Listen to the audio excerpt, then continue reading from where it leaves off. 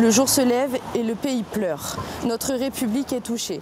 Spontanément, sans réfléchir, Chloé a décidé d'aller dehors lire ce texte. Elle vient de l'écrire en cours de français.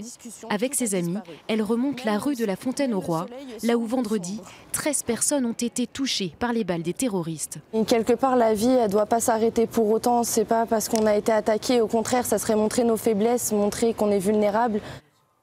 Un peu plus loin dans la rue, ce jeune homme fait installer une connexion Internet dans son nouvel appartement, comme toute personne qui vient d'emménager. Un rendez-vous qu'il n'a pas voulu annuler malgré le terrible choc du week-end. Ce Parisien d'adoption, d'origine australienne, est loin de s'être remis des événements de vendredi. Ça ne peut pas revenir à la normale dès aujourd'hui. Vous pouvez le voir dans la rue, j'étais dans le métro aujourd'hui, on a observé une minute de silence, mais en fait on n'était vraiment pas nombreux. Un lundi noir pour ce jeune professeur d'anglais qui vit en France depuis 10 ans. Les terroristes ont justement ciblé ce qu'ils préfèrent de Paris. Ils ont attaqué la nature enjouée et gaie des Parisiens. Ils ont choisi ces endroits car ils voulaient toucher des jeunes qui étaient en train de s'amuser.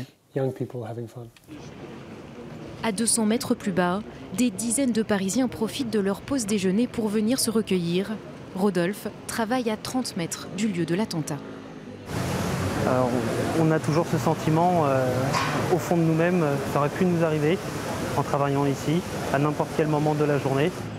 3 jours après les attentats, la vie peine à reprendre son cours dans le 11e arrondissement.